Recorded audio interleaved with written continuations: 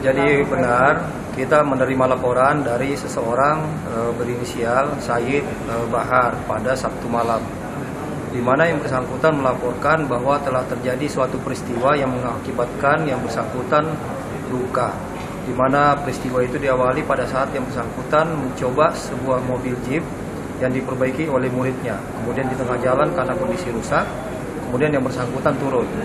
Nah, pada saat turun membuka kap mobil, kemudian dari keterangannya bahwa ada suara dan akhirnya terjadi luka di perutnya. Dari peristiwa ini memang tidak ada saksi yang bisa kita ambil keterangannya untuk mendukung dari cerita tersebut. Namun kita akan melakukan pendalaman sehingga bisa memperjelas peristiwa yang terjadi.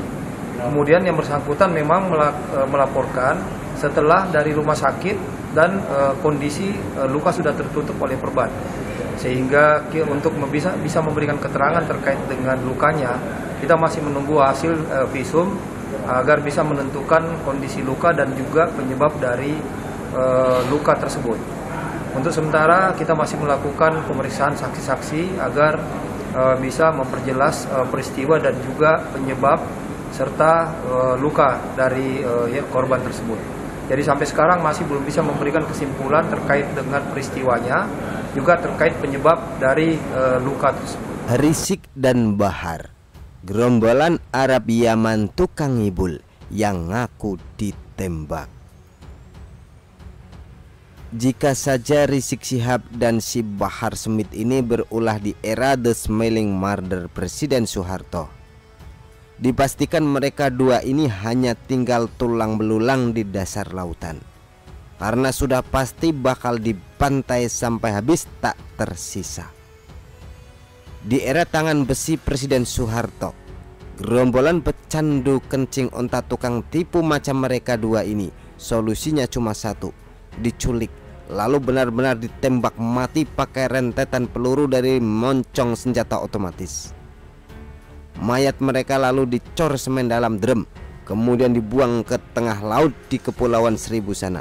Selesai perkara, Indonesia pun aman, damai, teduh dan sentosa.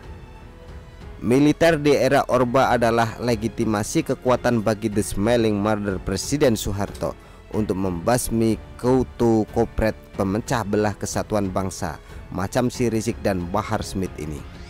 Untungnya mereka dua ini hidup di era pemerintahan Presiden Jokowi yang menjunjung tinggi iklim demokrasi, bukan pemerintahan yang menjalankan kekuasaannya dengan tangan besi militer, sehingga mereka bisa ngibul sesuka dengkul mereka. Yang kejadian itu contoh nyata ulah busuk si Rizik Syihab ini, mulai dari ulahnya memaki Presiden Jokowi dengan sebutan Jokodo dan impoten, kemudian memaki dan menghina Pancasila ada di pantat, lalu penghasutan logo Paluarit di mata uang baru dengan tudingan simbol komunisme. Belum lagi penistaannya terhadap agama Kristen dengan menyebut Yesus lahir bidanya siapa, lalu dengan sok jagonya menghasut umat Islam untuk membunuh semua pendeta yang ada di Indonesia. Masih banyak lagi kedegilan-kedegilan lainnya yang dilakukan sesuka cangkem Arabnya itu, seperti mendoakan para pendukung Ahok dengan berbagai kutukan, kemudian menghina orang Sunda dengan memplesetkan ucapan sampurasun menjadi campur racun. Presiden dihina, lambang negara dihina, mata uang dihina, Kapolda Metro Jaya dihina pangkat jenderal otak hansip, lembaga pengadilan tak dipatuhi. Puncak dari semuanya itu akhirnya berada pada titik kulminasi kritis yang akhirnya bermuara pada aksi ngibulnya yang kebangetan. Dulu bilang karmanya di Megamendung ditembak sniper, lalu ngacir berangkat umroh, kemudian berubah lagi bilang diundang Raja Salman, lalu ngaku lagi ngejar gelar doktor, terakhir bilang dikriminalisasi rezim Jokodo yang tidak berperi kemanusiaan. Ngaku-ngaku ditembak sniper segala. Sampai Kapolres Bogor AKBP AM Diki Pastika Gading pun merasa geli sendiri dan mengatakan kerikil melejit barangkali. Saat ngacir ke Arab Saudi dulu, dengan pongahnya si onta Yaman satu ini bersumpah tidak akan mau balik lagi ke Indonesia. guna memenuhi panggilan polisi sampai Djokodok yang disebutnya itu tidak lagi menjabat sebagai Presiden Indonesia. 11-12 dengan ulah keblingernya si muka bencong Bahar Smith yang ngaku-ngaku keturunan Nabi dan perutnya ditembak orang tak dikenal OTK. Tapi hebatnya dia tidak mati, padahal tidak ada bukti sama sekali perutnya ditembak. Tidak ada bukti satu selongsong peluru pun di TKP. Yang berdarah sorbannya saja. Mungkin kepalanya kejeduk kap mobil yang lagi diperiksanya karena mogok di jalan. Lalu supaya dibilang jagoan dan kebal peluru ngaku-ngaku perutnya ditembak orang. Benar-benar sakit jiwa manusia satu ini. Kemungkinan besar tujuan si muka bencong itu berkuar perutnya ditembak orang supaya dibilang dia itu benar-benar keturunan Nabi yang tidak bisa mati sekalipun ditembak. Supaya dibilang punya nyawa ganda macam Hercules, supaya dibilang dia itu dilindungi Allah dari rezim Djokodok yang sangat kejam dan bengis. Ngaco dan tidak lucu.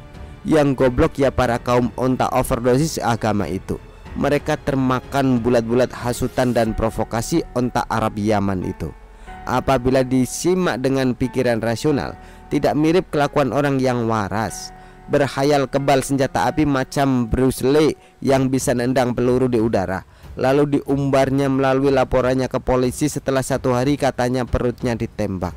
Kalau orang waras jika ditembak orang ya laporan ke polisi segera diwujudkan melalui perbuatan, bukan sehari setelah kejadian.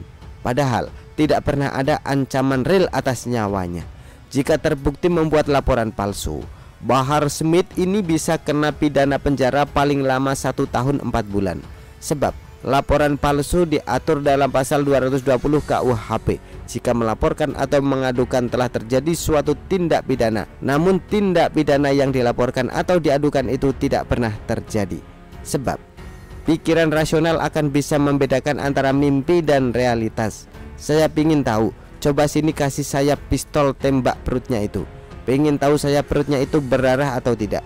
Masih bisa jalan ke kantor polisi untuk bikin laporan atau tidak. Koit atau tidak. Kan begitu. Begitulah kura-kura. Artikel diambil dari syur.com, ditulis oleh Argut Jafires. Bagaimana menurut Anda?